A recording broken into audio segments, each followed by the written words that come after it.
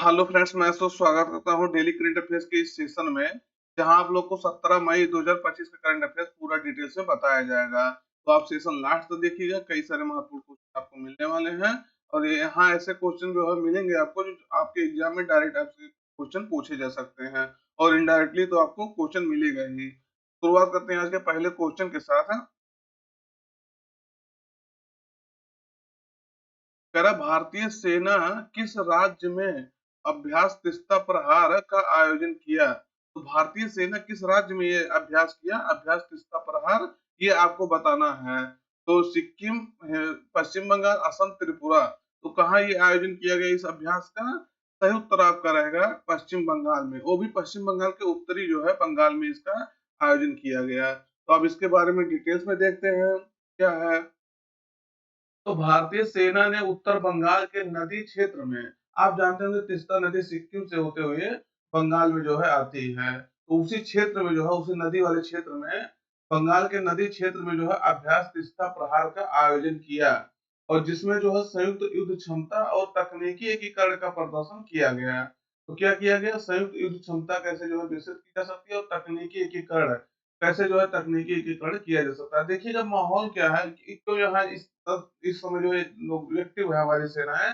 कई बार ये कहा गया कि जो है हम पूर्वोत्तर को जो है भारत से अलग करा देंगे, पाकिस्तान की प्लान कर रहा है, और सारे कई बातें हमेशा चीन की तरफ से आती रहती है। चीन कह रहा है हम जो है अरुणाचल प्रदेश का जो है नाम बदल करके दूसरा को रख दिए हैं, तो ये अरुणाचल प्रदेश मेरे कब्जे वाला देश है, ये वो क्षेत्र है, तो ये जो है उत्तर दक्षिणी तिब्बत है, मतलब तमाम मेरे के आरोप लगाए जाते हैं। तो इस क्षेत्र में सुरक्षा जो है बहुत ज्यादा जरूरी होता है, इसीलिए इस पूरे क्षेत्र को जो है कंट्रोल करने के लिए भारत सरकार अपने कंट्रोल में हमेशा रखने के लिए अभ्यास करते रहते हैं, और सुरक्षा हमेशा जो है यहाँ बढ़ाई रहती है।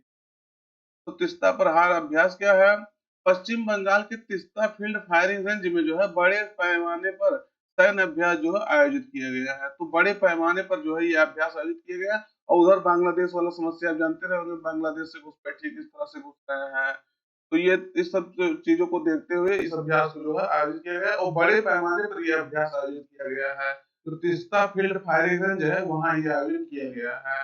अगर इसमें शामिल संगठन देखेंगे तो इसका संचालन जो है भारतीय सेना की पूर्वी कमान के अंतर्गत जो है त्रिशक्ति कोर द्वारा जो है किया गया। मतलब इसमें जो सभी सेनाएं, सभी जो है पार्ट शामिल थे, जैसे पैदल सेना हो गया, उसके बाद जो हवाई सेना है, ऐसे ऐसे जो है तमाम सेनाएं यहाँ शामिल थी। उद्देश्य क्या है इस एक्सरसाइज का? तो चुनौतीपूर्ण नदी और सभी जो है भूभागों वाले वातावरण में युद्ध संचालन का जो है अनुकरण और सत्यापन करना है। तो इस उद्देश्य से जो है इस एक्सरसाइज का जो है आयोजन किया गया है। किसके द्वारा? भारतीय सेना द्वारा। कहाँ किया गया? पश्चिम बंगाल के, वो भी उत्तरी पश्चिम बंगाल के तीस्ता फील्ड फायरिंग रेंज है वहाँ। और तीस्ता एक नदी है, आप जानते होंगे, जो निकलते हुए कहाँ आती है? भारत में आती है, पश्चिम बंगाल में आती है। सिक्किम ही वह भारत का हिस्सा है, ये भी ना जानिए कि भारत का हिस्सा नहीं है। अगला कह रहा है, विश्व खाद्य पुरस्कार यानी वर्ल्ड फूड प्राइज किसे प्रदान किया गया है?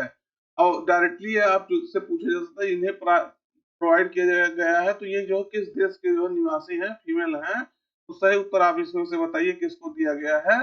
सही उत्तर आपका रहेगा मारियांगेला हुंगरिया को दिया गया है। और ये कहाँ की निवासी हैं?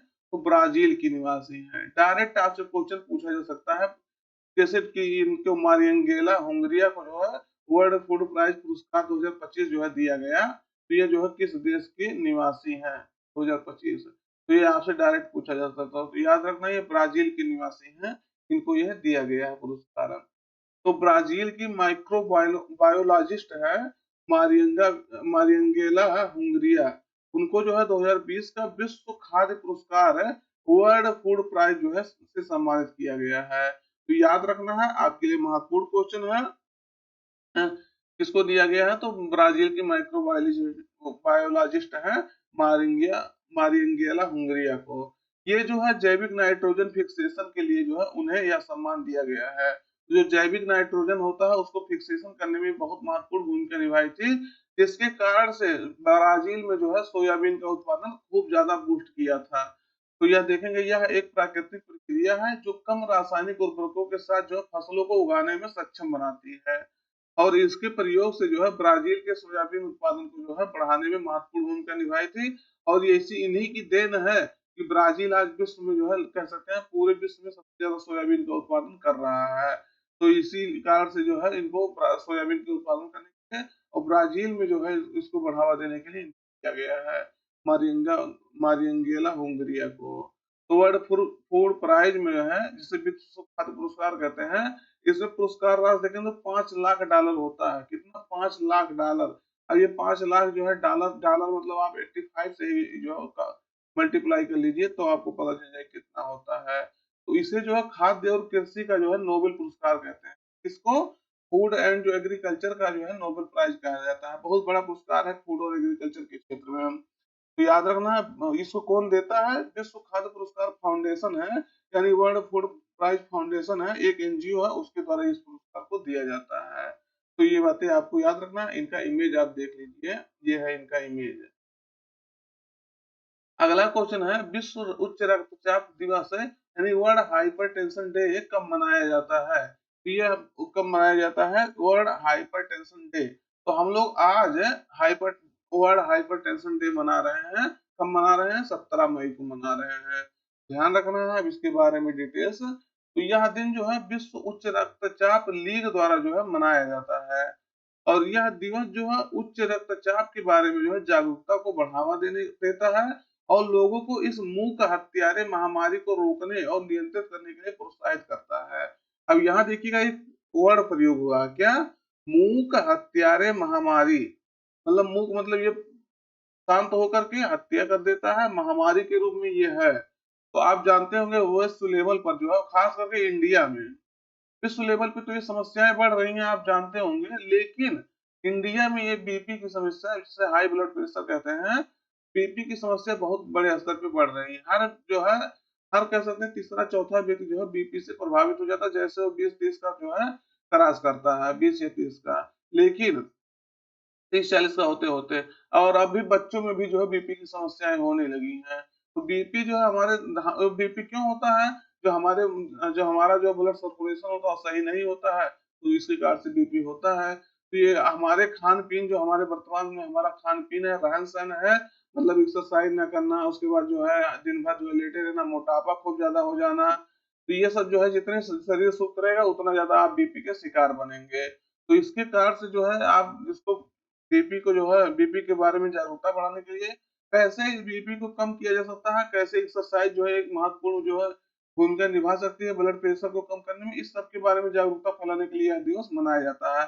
और आप ये निश्चित रूप से जानिएगा जितना शरीर आपका एक्टिव रहेगा आपको रोग जो है उतना कम होगा, डिजीज जो आपको उतना ही कम होगा। ये बात आप हमेशा याद रखिएगा। और अगर ये आप एक्टिव रहेंगे चाहे आप कितना भी पैसा कमा लीजिए, अगर शरीर आपका सुस्त हो गया, एक्टिव नहीं रहा, तो आप जो है बीमारी से पीड़ित हो जाएंगे। और बीमारी से पीड़ित हो जाएंगे, जब ज्यादा बीमारी से पीड़ित होंगे, फिर उससे जो है उबरना बहुत मुश्किल हो जाता है। इसलिए हमेशा शरीर को एक्टिव रखिए। आप मान लीजिए आपको काम नहीं है, आप एक्सरसाइज कर लीजिए, व्यायाम कर लीजिए, जो है उसके बाद योगा तो आप हमेशा अपने जीवन का अंग बना लीजिए। तब जो है आप जा करके आप वर्तमान समय में आपका लाइफ जो है बढ़िया रहेगा। तो थीम अब की वर्ष का है अपना ब्लड प्रेशर सटीक मापें, इसे नियंत्रित करें, लंबा जीवन जिए। यानी major your blood pressure accurately, control it, live longer. तो अपना ब्लड प्रेशर अगर सटीक मापेंगे, सटीक मापने मतलब सटीक उसको रखिए और इसे नियंत्रित करिए, हमेशा ना बढ़ने दीजिए ना घटने दीजिए। तब आप लंबा जीवन जी पाएंगे। आप देखते होंगे बीपी जैसे ही बढ़ता है तैसे आपका जो है क्या होता है, धड़कन तेज चलने लगती है, मतलब हृदय तेज चलने लगता है। और आप आदमी जो है ब्लड प्रेशर से, बीपी से आपका हार्ट अटैक का जो है समस्या हो जाती है, हार्ट की समस्या आ जाती है। तो इसको ध्यान रखना है। ये देखिएगा वर्ल्ड हाइपरटेंशन डे हम लोग आज मना रहे हैं। और एक दिवस आज हम और मना रहे हैं, विश्व दूर संचार दिवस यानी वर्ल्ड टेलीकम्युनिकेशन डे मना रहे हैं। कब? 17 मई को मना रहे हैं। तो यह दिवस जो है विश्व दूर संचार संघ है यानी इंटरनेशनल टेलीकम्युनिकेशन यूनियन की जो है स्थापना का प्रतीक है। और जब 17 मई 1865 को जो है पेरिस में पहले अंतरराष्ट्रीय टेलीग्राफ जो है कन्वेंशन पर हस्ताक्षर किए गए थे, इसीलिए 17 मई को यह दिवस मनाया जाता है। तो यह दिवस जो है वैश्विक कनेक्टिविटी, देखिएगा टेलीकम्युनिकेशन अगर जितना अच्छा आपका बेहतर रहेगा विश्व लेवल पर या भारत के लेवल पर कनेक्टिविटी उतना अच्छा रहेगा, कनेक्टिविटी और विकास पर जो है दूरसंचार और सूचना प्रौद्योगिकी के परिवर्तनकारी प्रभाव का जो है जश्न मनाता है, तो इसलिए इसको मनाया जाता है। अब देखेंगे इसको एक नाम से और जाना जाता है, world telecommunication and information society day. तो ये 17 मई को इसको भी जाना जाता है, दोनों नाम एक ही है, तो इसको भी ध्यान रखना है। आप नाम मान लीजिए थोड़ा सा चेंज हो जाए तो इसको आपको तो भूलना नहीं है। तो ये देखिएगा विश्व लेवल पे जो कनेक्टिविटी कैसे जो है पहुंचाया जा रहा है, और आज पूरा विश्व जो है ग्लोबल विलेज के रूप में बन गया है। कहीं भी पहुंचना कनेक्टिविटी के रूप में, जो कनेक्टिविटी इतना आसान हो गई है, एक गांव की तरह बन गया है। अगला है चर्चा में रहा मधुपुर द्वीप किस राज्य में स्थित है। ये मधुपुर द्वीप अभी चर्चा में था, तो ये किस राज्य में स्थित है ये बताना है। सही उत्तर आपका रहेगा, ये आपका कहाँ है, छत्तीसगढ़ में ये स्थित है। कौन सा द्वीप है, मधुपुर द्वीप। अब क्यों ये न्यूज में है, देखते हैं। हाल ही में छत्तीसगढ़ उच्च न्यायालय ने जो है सांस्कृतिक और ऐतिहासिक महत्व के कारण जो है मधुपुर द्वीप पर विकास कार्यों की बारीकी से निगरानी की है। तो यह द्वीप जो है छत्तीसगढ़ के बिलासपुर जिले में जो है महानदी की सबसे लंबी सहायक नदी है, शिवनाथ नदी पर जो है स्थित है। तो याद रखना, महानदी की सहायक नदी है कौन सी नदी, शिवनाथ नदी, उसी नदी पर ये जो है द्वीप स्थित है। और क्यों क्यों जो है चर्चा में, क्योंकि उच्च न्यायालय ने इसकी जो सांस्कृतिक और ऐतिहासिक महत्व के कारण जो है इसकी बारीकी से अध्ययन किया है, और जो अवैध गतिविधियां होती हैं उसको रोकने के लिए कहा है। तो इस द्वीप का आकार जो है मेढक जैसा है, इसलिए इसका नाम मधुपुर भी रखा गया है। तो इसे केदार तीर्थ और हरिहर क्षेत्र केदार द्वीप जो है भी कहा जाता है। और यहाँ से जो है पुरातात्विकों को जो है 3री शताब्दी ईसा पूर्व के जो प्राचीन पत्थर के औजार, सिक्के और शिलालेख जो है मिले हैं। तो ये आपको ध्यान रखना है, यहाँ जो है आपके ऐतिहासिक दृष्टि जो है बहुत महत्वपूर्ण है। अगला क्वेश्चन कह रहा है समावेशी भारत शिखर सम्मेलन है, यानी इंक्लूसिव इंडिया समिट 2025 कहाँ आयोजित किया गया है। तो आप लोग बताइएगा ये सम्मेलन कहाँ आयोजित किया गया, समावेशी भारत शिखर सम्मेलन। सही उत्तर आपका रहेगा कहाँ, दिल्ली में इसका आयोजन किया गया, नई दिल्ली में इसका आयोजन किया गया समावेशी भारत शिखर सम्मेलन। तो 15 मई जो 2015 को 2025 को जो है वैश्विक सुगम्यता जागरूकता दिवस है के उपलक्ष्य में जो है इंडिया इंटरनेशनल सेंटर नई दिल्ली में जो है समावेशी भारत शिखर सम्मेलन का आयोजन किया गया। समावेशी भारत शिखर सम्मेलन का कहाँ आयोजन किया गया, नई दिल्ली में किया गया, इंक्लूसिव इंडिया समिट का। और यह सम्मेलन हाइब्रिड मोड में हुआ, मतलब ऑफलाइन और ऑनलाइन दोनों मोड जिसे कहते हैं। में केंद्रीय सामाजिक न्याय और अधिकारिता मंत्रालय के तहत जो है विकलांग व्यक्तियों के सशक्तिकरण विभाग के साथ जो है मिलकर यह आयोजित किया गया था। अगर इसका फोकस देखेंगे तो फोकस आपका विकलांग व्यक्तियों के लिए जो है पहुंच, समावेशन, पूरे जो है समाज का साझा कर्तव्य है। इस फोकस के तहत जो है इसका आयोजन किया गया। यानी विकलांग व्यक्ति जो होते हैं उन तक जो है पहुंच होनी चाहिए, हर चीज का समावेशन उनका होना चाहिए, पूरे समाज का यह जिम्मेदारी है कि वो पूरे समाज का यह कर्तव्य है कि हाँ विकलांग व्यक्ति को नहीं होनी चाहिए। जैसे मान लीजिए स्टेशन पे जा रहे हैं तो उनको इतने एक्सेस होना चाहिए कि वो स्टेशन पे ट्रेन पे जाकर के आराम से बैठ सके। तो इसने दिव्यांगजनों के जीवन के 3 प्रमुख क्षेत्रों पर जो है ध्यान केंद्रित किया है।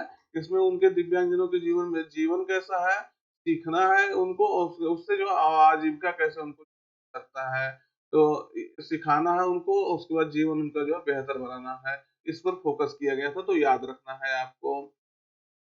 विकलांग व्यक्तियों के लिए जो है दैनिक चुनौतियों को कम करने के लिए प्रौद्योगिकी का उपयोग करने के महत्व पर जो है बल दिया गया, और साथ ही इसे जो है और अधिक सुलभ बनाने पर जो है जोर दिया गया। अगला क्वेश्चन है, महत्वपूर्ण क्वेश्चन है, चर्चा में हमेशा अभी 2-3 दिन से है। कह रहा राष्ट्रपति किस अनुच्छेद के तहत जो है सुप्रीम कोर्ट से विधिक मामले पर सलाह ले सकते हैं। तो ये आपको बताना किस अनुच्छेद के तहत ये जो राष्ट्रपति से सलाह मांगते हैं सुप्रीम कोर्ट से। तो अनुच्छेद 143, 142, 72 और उसके बाद 356 के तहत, किसके तहत जो है ये सलाह ले सकते हैं।